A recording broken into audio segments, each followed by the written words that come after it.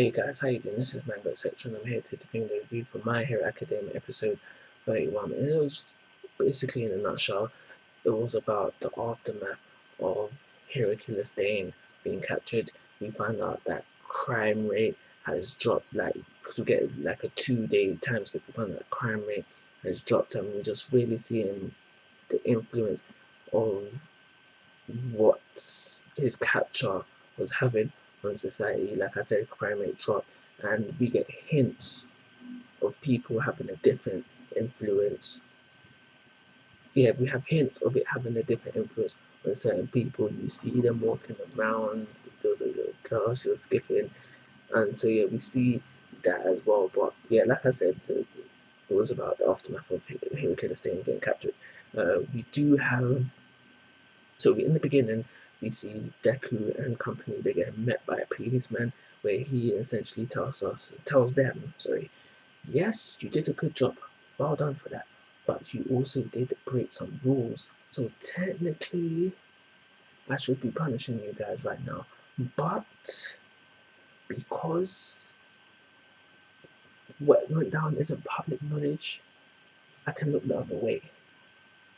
But that means you'll never get the recognition for it. And they had to humble themselves about, alright, cool, they didn't want no punishment, so fair enough. We also find out about Ida's arm now.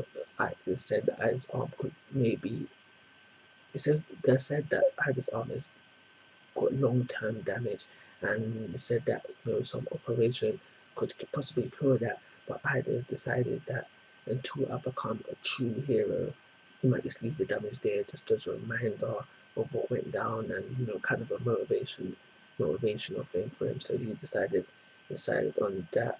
And yeah, we just have Gran Torino as well. He has a little conversation with All Might, and during this conversation we find out that he lost his teaching license, but he doesn't really care about that.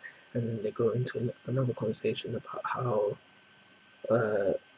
Hero Killer Stain's conquers like hero, and at the end of the conversation, Gran Torino says that All for One might be active again, and that just leaves the question for anime only, which is like, with All for One, what's that all about, and things of that vibe.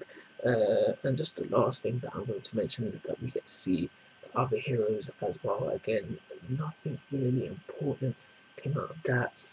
The Bakugo moment was funny, just seeing just really wanting to get out of there.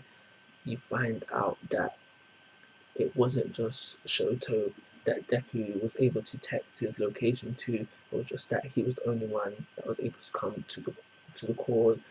And yeah, that's essentially it. So that's everything I'm gonna say about the episode. Before I give it the rating and call it a review, it seems that we are going into some anime exclusive episodes, aka filler.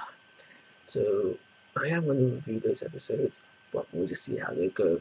I actually watched this episode with some friends, and when they found out that it was going to be anime exclusive episodes, they're like, but I reckon they might be good, so I will be reviewing that. And yeah, there will be a couple of them, because I didn't know this next episode was going to be one, but I knew there was one coming. Due to article I saw on the news network. I'll leave that in the description for those who want to read it. It was just basically mentioning some new characters, I think it was, but I'll leave it in the description if you want to read it for yourselves. And 3-star rating and comment review. Like always, guys, I'm asking for your thoughts and opinions. If you haven't already, please subscribe to my YouTube channel. But most importantly, take care. Have a nice day.